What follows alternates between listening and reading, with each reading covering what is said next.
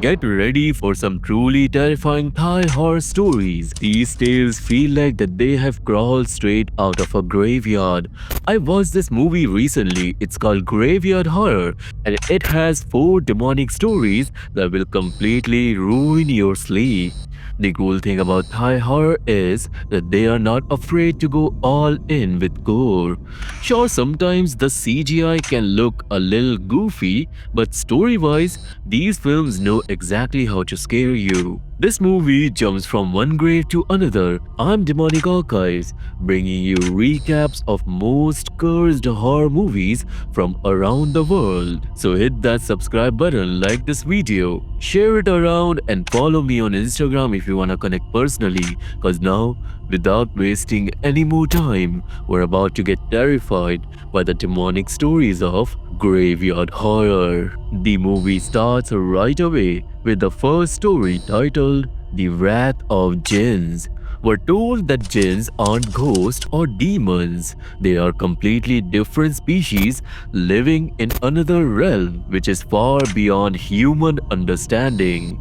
We then see an old man's grave. He recently died, and there's a rumor in this village that he was unalived by a cursed jinn. At the funeral, we meet the old man's son, Musa, his wife, Mariam, and their daughter Celine. Since Musa's father had passed away, his mother was now left all alone in this village, and she was sick.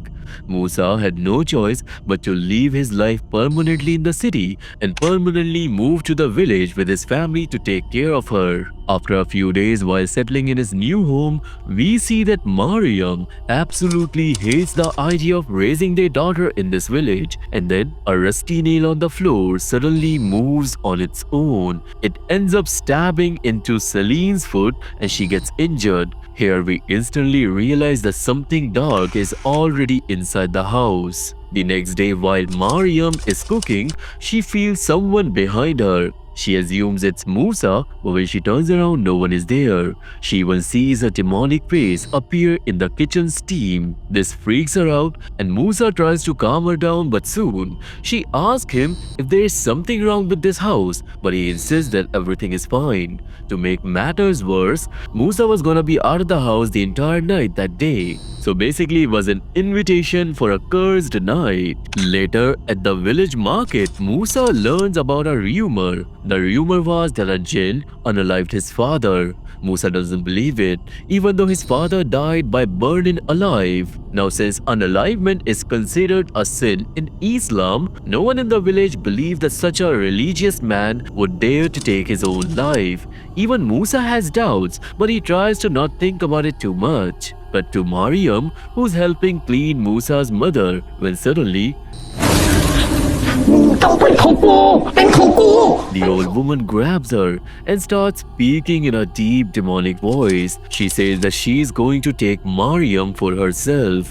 Mariam panics, and right then, Celine walks in. Musa's mother instantly goes back to normal, and Mariam convinces herself that she must have imagined it, but she didn't, because that night she finds a strange infected wound on her arm, blistered, oozing, and smelling really awful. Now suddenly loud banging echoes through the house. Mariam follows the noise, which is always a dumb move in horror movies according to me, and all the hell break loose. The jinn finally reveals its presence and attacks her. She runs to hide in her bedroom, but how can a human escape something supernatural?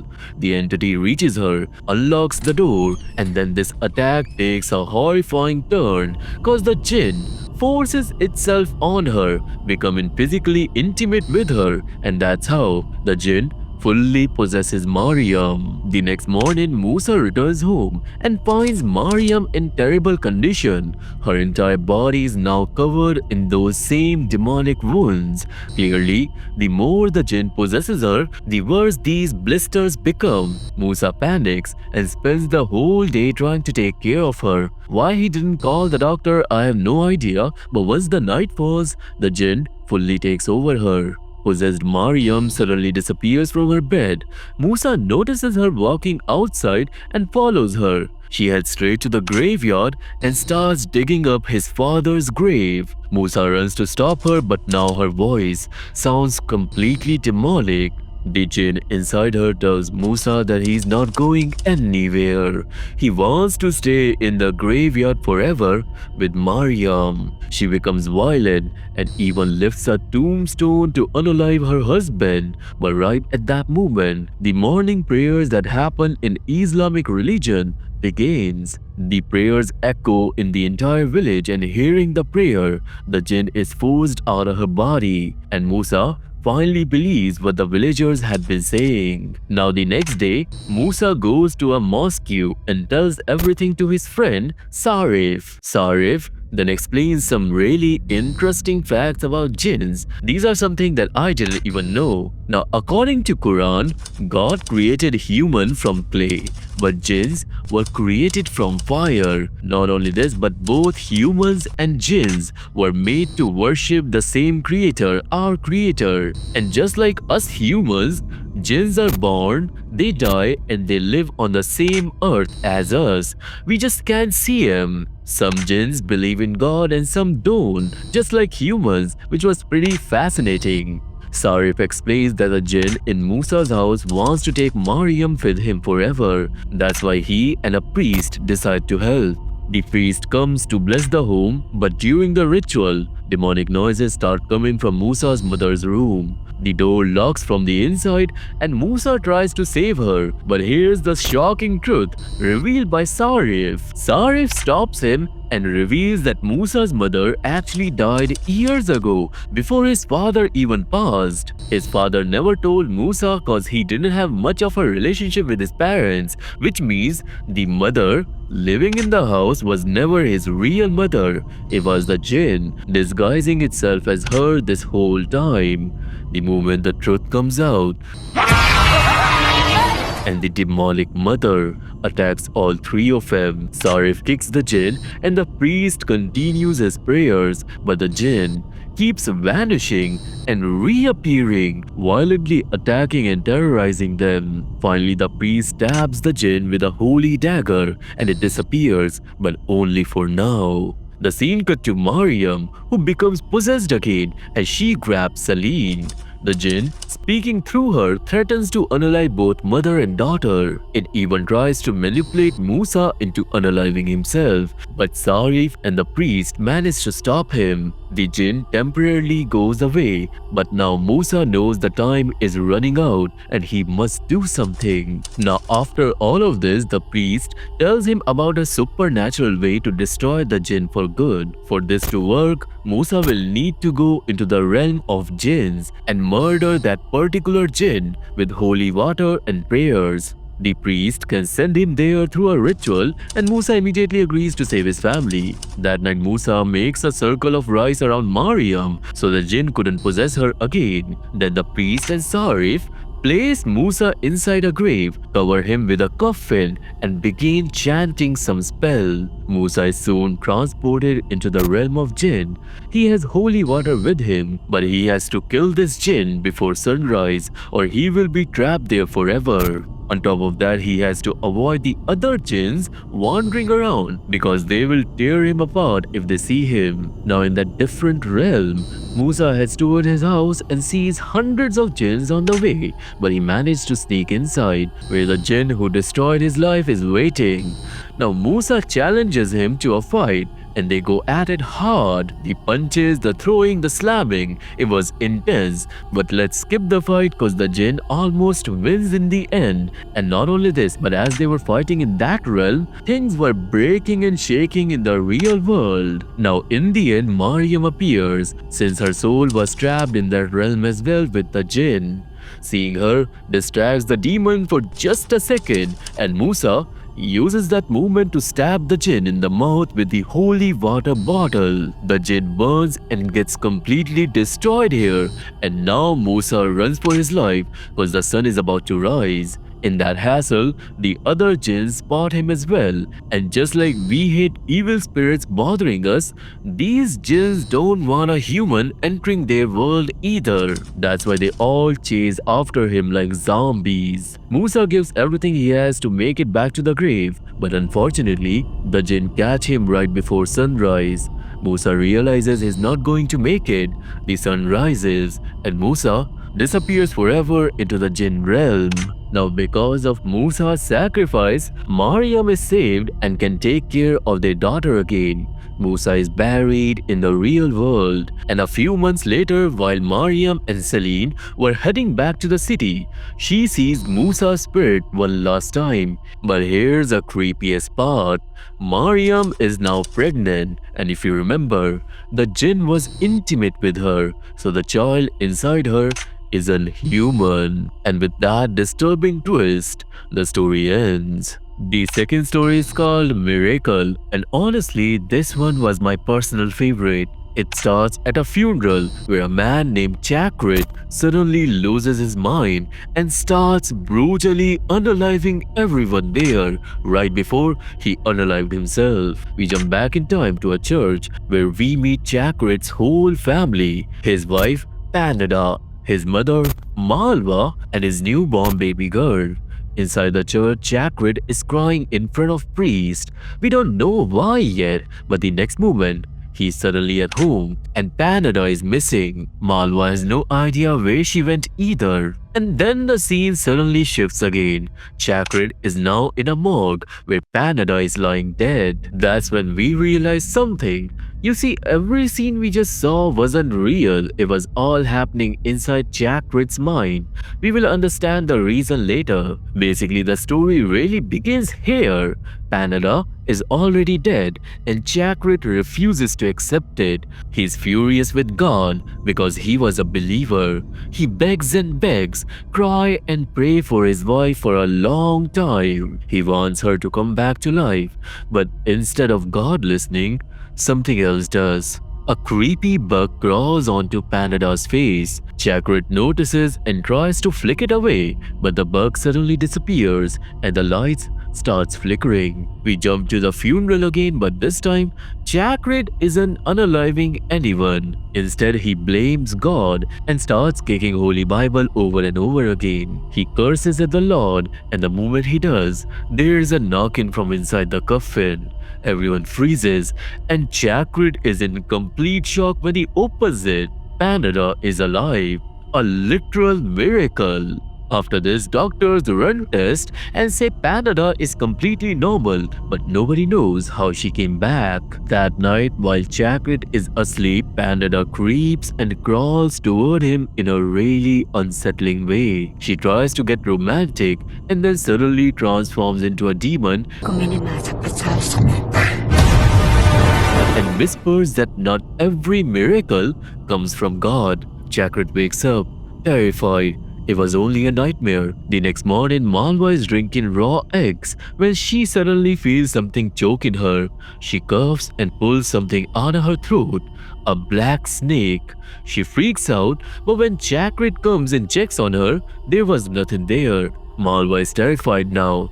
That night, she decides to keep the baby with her instead of letting Panada near her, because she was starting to believe Panada isn't Panada anymore. And she was right, because at night, Panada's hand literally transforms into a demonic snake. Then she goes to Malwa's room and breastfeeds the baby in this evil, almost eerie manner, and Malwa sees everything. The next day at lunch, the priest suddenly shows up. Malwa had secretly called him.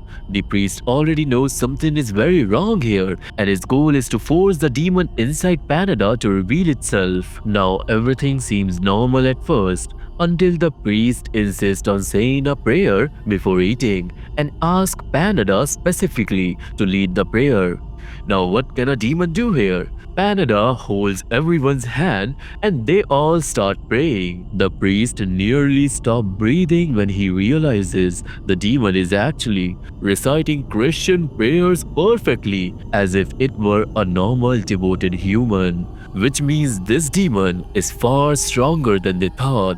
Right after the prayer, the demon reveals its true power. The room suddenly goes pitch black, and the priest Malwa and Chakrit are transported into a dark, twisted version of their world. In that dark dimension, Malwa couldn't hear anything. Her hands were stuck to the table. The demon had stitched the priest's eyes and sealed Chakrit's mouth. All of their hands were pinned down and no one could move. The demon finally reveals its true form and suddenly tears open Malwa's stomach, coming out as a baby. Even after being cut open, Malwa was still alive, but the baby slowly transformed into Panada. She now has a snake-like tongue, and right in front of Chakrit, demonic Panada eats his mother alive, and that's how Malwa dies. Chakrit couldn't do anything.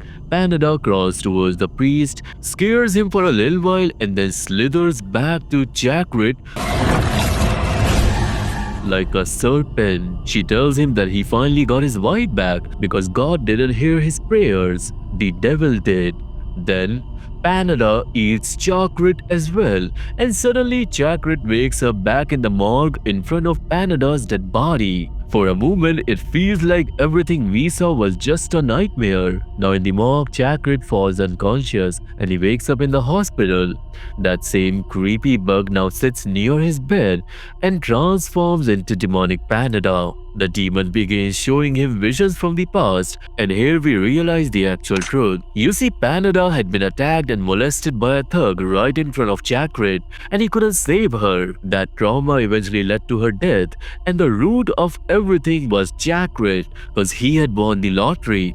The gangsters came after them for money. Their family was falling apart long before Panada died. That's why at the beginning of the story, he was crying in the church. And even after Panada came back to life, he was unable to properly look at her.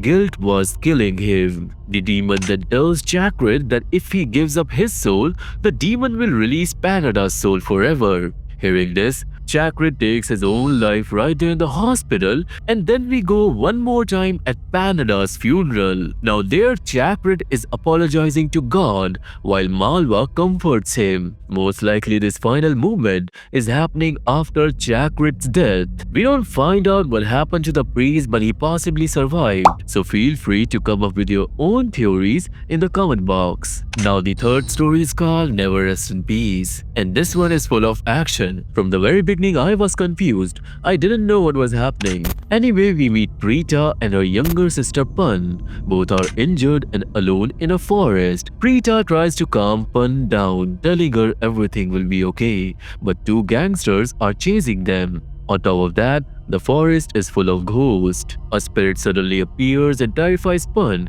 and that's why the sisters try to run for their lives. While running, they hear voices saying that they are already dead and that this world belongs to spirits. Preeta was terrified, and right then, an evil spirit snatches Pan away. The sisters get separated, and meanwhile we meet Grey and his friend Cool. They were the two bad men who were chasing the girls, but Cool suddenly feels something supernatural around them. Grey spots a ghost and shoots him, but the bullet hits Cool in the head instead, unaliving him on the spot.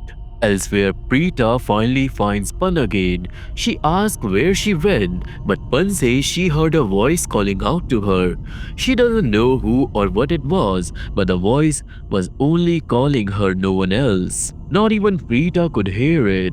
That's when Grey appears and starts shooting at the sisters. They run and manage to reach a road, but Preeta gets hit by a bullet. She couldn't run anymore and tells Pan to escape alone. Pan refuses, but she has no choice cause Grey is right behind them. Here Preeta fights Grey to buy her sister some time. Both of them get badly injured, and in the middle of this fight, a demonic spirit arrives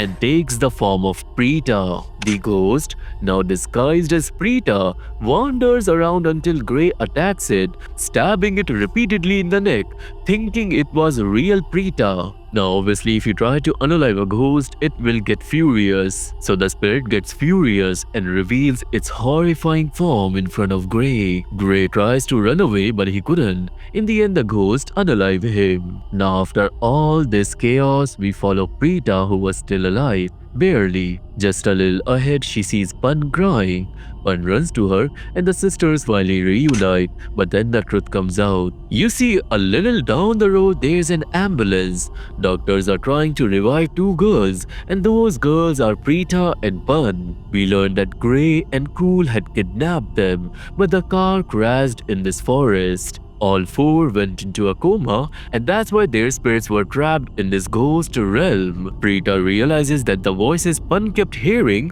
were actually the doctors calling her back. Pan is the only one who can still return to life, so Preeta forces her to go. With that in reality, Grey, Cool and Preeta die. Pan wakes up, but when she sees her sister's dead body, she doesn't want to live without her. In the end, Pan lets go of her breath and dies as well. The last scene shows Pan's spirit reuniting with Preeta's, and the two sisters will now stay together in the forest forever. And that was the end of the story. Alright, the movie isn't over yet, but I don't wanna make this video really long. I'm soon taking a trip and I need my time to prepare for that. But do you remember the Japanese series I recapped a long time ago but I never finished? The one called Noroi wo Ageru, meaning let the curse grow. The full series is about an hour, but back then only 5 episodes were available. Now if I recap that alone in the next video, the video will be too short. That's why here's the plan. In the next video, you're getting a combo. The final story from Graveyard Horror, titled Little People Graveyard, which was really a fun and scary watch. And together with it, I will recap the Japanese horror series Noroi wo Ageru. Thai horror plus Japanese horror, so buckle up and wait for that. For now, let me know how you liked this video and which story was your favorite. Personally, the second story hit me the hardest. That crawling scene with Canada was crawling on the table was insanely creepy. I'm Demonic Archives and I bring the best horror recaps. Subscribe, like and share. If you want to talk personally, follow me on Instagram. For channel updates, I'm always posting on Telegram as well. Thank you so much for watching this video. I'll see you all in the next one, coming very soon. Stay safe, stay happy and stay alert, cause they always see you.